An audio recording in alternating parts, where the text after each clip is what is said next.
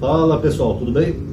Pessoal, eu fiz um shorts aqui no canal, né, sobre Lucas 4, quando Jesus fala aquele provérbio, né, médico, cura-te a ti mesmo. E vários marabalismos, né, as pessoas estão pegando a zombaria de Jesus na cruz para jogar ali no começo da missão de Jesus, que não tem nada a ver uma coisa com a outra. Eu acho que elas não entenderam os shorts, né? Então é bom que eu tenho mais um vídeo para fazer. O lado bom desses shorts é isso, né, que é depois de tanto marabalismo dos cristãos, eu tenho um tema novo para fazer o vídeo. Primeiro eu vou ler aqui para vocês um pedacinho aqui de Lucas 4 e nós vamos tentar entender esse versículo, tá? Jesus foi a Nazaré, onde fora criado, e segundo o seu costume, entrou em dia de sábado na sinagoga e levantou-se para fazer a leitura. Foi-lhe entregue o livro do profeta Isaías, desenrolou-o e encontrando o lugar onde está escrito: O Espírito do Senhor está sobre mim, porque ele me consagrou para unção para evangelizar os pobres. Enviou-me para proclamar a libertação aos presos e aos cegos a recuperação da vista, para restituir a liberdade aos oprimidos e para proclamar um ano de graça ao Senhor. Ele enrolou o livro, entregou ao servente e sentou-se. Todos nas sinagogas observavam-no atentos. Então começou a dizer: Hoje se cumpriu nos vossos ouvidos essa passagem da Escritura. Todos testemunhavam a seu respeito e admiravam-se, olha, estava admirado, das palavras cheias de graça que saíram da sua boca, e diziam: Não é este o filho de José? Ele, porém, disse: Certamente me citareis o provérbio, médico, cura-te a ti mesmo. Tá? Eu vou fazer uma pausa aqui. Só um minutinho, só ler mais um pedacinho aqui. A partir do versículo 28. Diante dessas palavras, todos na sinagoga se enfureceram, e levantando-se, expulsaram-lhe para fora da cidade, e o conduziram até o cimo da colina, sobre o qual a cidade estava construída, com a intenção de precipitá-lo de lá, de jogar Jesus lá do alto da cidade. Ele, porém, passando pelo meio deles, prosseguia seu caminho. Essa passagem é tão estranha que a Bíblia de Jerusalém ela comenta o seguinte aqui, pessoal. Essa narração surpreende pelas inexplicáveis reviravoltas da multidão, que passa de admiração, do versículo 22, a animosidade, no versículo 22 ao 28b. Essa anomalia é sem dúvida o resultado de uma evolução literária. Bom, o que acontece aqui, pessoal? Vamos agora colocar na luzinha. O provérbio que Jesus cita é esse aqui, ó. Médico, cura-te a ti mesmo. O que acontece? Jesus, quando ele lê o rolo do profeta Isaías, dentre as coisas que ele fala que ele ia restaurar a vista aos cegos.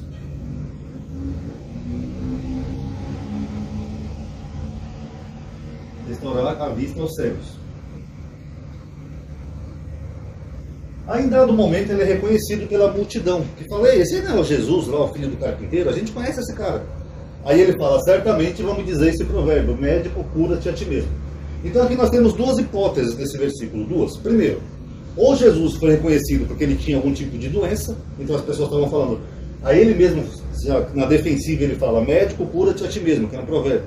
Como é que você vai restaurar a vista ao cego se você não consegue nem curar você mesmo? Então isso é uma hipótese, tá? E a outra hipótese é a continuação do versículo, que é a mais provável. Quando ele fala assim: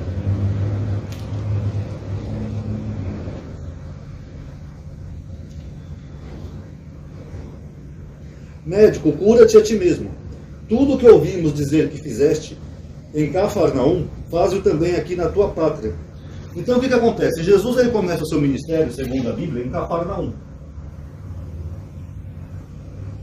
E ele faz muitos milagres em Cafarnaum e a sua fama se espalha pela Galileia. Só que aí quando ele chega na sua própria cidade, segundo Lucas ali, que é Nazaré, ele não consegue fazer nada. Ele não consegue curar ninguém.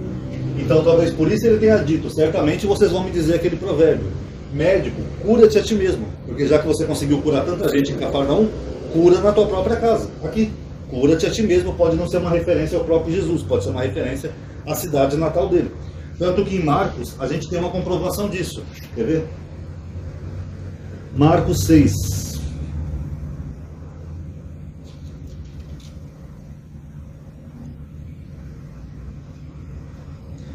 Versículo 1. Saindo dali, foi para a sua pátria, e os seus discípulos o seguiram. Vindo o sábado, começou a ensinar na sinagoga e numerosos ouvintes ficaram admirados. De onde vem tudo isso? E que sabedoria é essa que lhe foi dada? E como se fazem tais milagres por suas mãos? Não é este o carpinteiro, o filho de Maria, irmão de Tiago, José, Judas e Simão? E as suas irmãs não estão aqui entre nós? E estavam chocados por sua causa. E Jesus lhe dizia: um profeta só é desprezado em sua pátria, em sua parentela e em sua casa. E não podia realizar ali nenhum milagre, preste atenção, não podia realizar ali nenhum milagre, a não ser algumas curas de enfermos, impondo-lhes as mãos. E admirou-se da incredulidade deles. Então o que Marcos está falando? Que em Nazaré ele não fez nenhum milagre. Tanto que Mateus corrige, né? Ele coloca, não fez muitos milagres, né? Mas na verdade ele não fez nenhum. Isso explica o quê? Que Jesus, ele ganhou uma fama em Cafarnaum, mas quando chega na pátria dele mesmo, ele não consegue fazer nada. Então talvez por isso Lucas tenha explorado mais esse tema, e Lucas tenha criado uma situação mais dramática, quando as pessoas reconhecem ele. Ei, não é esse aí o Jesus que fazia milagres lá em Cafarnaum? Por que aqui ele não faz nada? Marcos falou, ele não pôde fazer nenhum milagre, só curou alguns poucos enfermos. Então, o próprio Lucas e Marcos estão demonstrando que Jesus não fazia praticamente nada. Tinha vezes que ele não conseguia fazer milagre nenhum. Aí fica aquela questão, né? Como é que ele é o próprio Deus encarnado? Ou como é que o Espírito Santo estava nele, não sei o quê, se ele mesmo na própria pátria não conseguiu fazer nenhum milagre. Aí, só para finalizar o vídeo, acho que deu para entender aqui, né? Por que Jesus citou o provérbio, né? Pode ser uma referência à própria pátria dele, tá? Nazaré. Agora, só para finalizar o vídeo, Marcos diz que ele não pôde fazer nenhum milagre por causa da incredulidade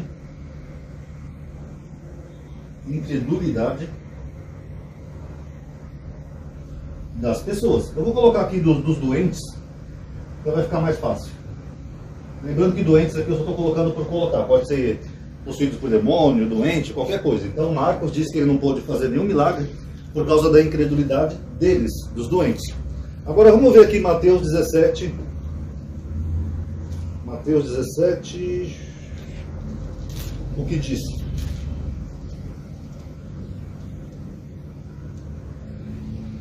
Em Mateus 17, diz assim: ao chegarem junto da multidão, aproximaram-se dele um homem que de joelhos lhe pedia: Senhor, tem compaixão do meu filho, porque ele é lunático, epilético, e sofre muito com isso.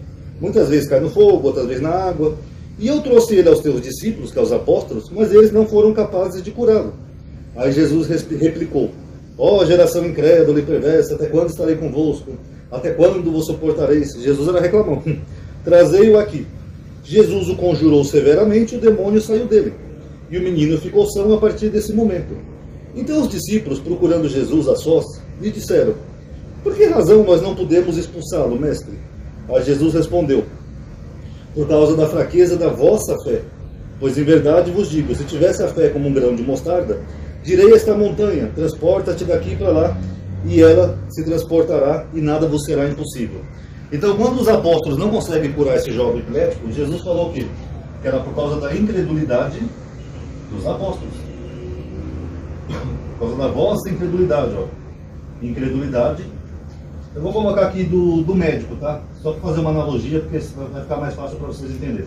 Os que precisam de cura são os doentes, e os que exercem a cura são os médicos. Só para ficar mais fácil de entender. Aí eu pergunto, então quando uma cura não acontece, a culpa é de quem? Porque esse versículo de Marcos fala que a culpa é do doente. Foi ele que não teve fé o bastante. Mas aí quando os apóstolos não conseguem curar aquele jovem, Jesus fala que a culpa é do médico, dos apóstolos. Eles que não tiveram fé o bastante para curar aquele jovem lunático. Então se a palavra que é verdade, é inspirada pelo Espírito Santo, como os crentes entendem, e Jesus disse que foi eles que não tiveram fé o bastante para curar aquele jovem lunático, então a gente pode dizer que aqui Jesus não teve fé nenhuma para fazer cura em Nazaré. Ele não teve fé, porque ele não conseguiu realizar ali nenhum milagre, e se o agente da culpa é quem faz a ação, no caso o médico, ou o milagreiro, ou o Messias, enfim, então aqui Jesus não teve nenhuma fé para realizar nenhum milagre em Cafarnaum. Só que quando é aqui com ele joga a culpa nas pessoas. Não, foi as pessoas que não tiveram fé o bastante, por isso que eu não consegui realizar nenhum milagre. E admirou-se da incredulidade deles, dos doentes, das pessoas que queriam cura. Agora, quando é outro caso, o que Jesus faz? Ele fala: não, vocês que não tiveram fé o bastante, os apóstolos, não o paciente. Vocês estão entendendo a hipocrisia? Quando é os apóstolos que não conseguem curar um jovem, a culpa é dos apóstolos. É por causa da incredulidade de vós. Agora, quando é ele mesmo que não consegue curar ninguém, fazer nenhum milagre, a culpa é das pessoas que não tiveram fé nele. Complicado, né, pessoal? Por isso que essa passagem é estranha, porque Jesus ele abre o livro de Isaías, fala que vai curar, vai ressuscitar os cegos, vai proclamar o evangelho, liberdade dos cativos, não sei o quê, só que ele não consegue fazer nenhuma obra. Por isso que quando as pessoas reconhecem Jesus ali na sinagoga, elas ficam nervosas com ele, porque primeiro elas estavam admiradas, mas aí quando elas reconhecem ele, elas ficam nervosas, porque elas falam, poxa, em Cafarnaum, todo mundo fala que você fez 1000 coisas lá, 1000 milagres, chega que você não consegue fazer nada. Só que aí Jesus sai de fininho, que o pessoal queria jogar ele lá do alto da cidade, e ele bota a culpa nas pessoas. Não, aí a culpa não é minha, a culpa é das pessoas. O que contradiz fortemente essa outra passagem aqui de Mateus. Tá bom? Então acho que deu para entender, né, pessoal? Esse provérbio aqui que ele citou, pode ter sido por isso, porque ele não fez nenhum milagre ali na cidade natal dele. E tem a outra hipótese, lembrando que são só hipóteses, e também tem o fato dele possuir algum tipo de enfermidade. Por isso que ele possa ter falado isso, ó, médico, cura-te a ti mesmo. Então é a única coisa que faz sentido, né? Porque se ele fala que vai curar os outros e ele tivesse alguma doença, então ele mesmo já fala na defensiva. Certamente me direi nesse ditado, médico, cura-te a ti mesmo. Então analise aí, vejam qual das hipóteses vocês acham que é mais coerente, tá? Pessoal, eu sei que é chato estar pedindo, mas quem gostou dá um like aí no vídeo, tá? Isso ajuda a aumentar o alcance, atividade, engajamento. Ativa o bendito sininho, que o YouTube agora tem essa frescura, né, de... Além da pessoa se inscrever, ainda tem que ativar um sininho para ser notificada quando o canal faz um vídeo, tá? E comente o que vocês acharam, ou qual das duas hipóteses vocês acham mais coerente, tá bom? Obrigado aí por ter assistido, paz a todos.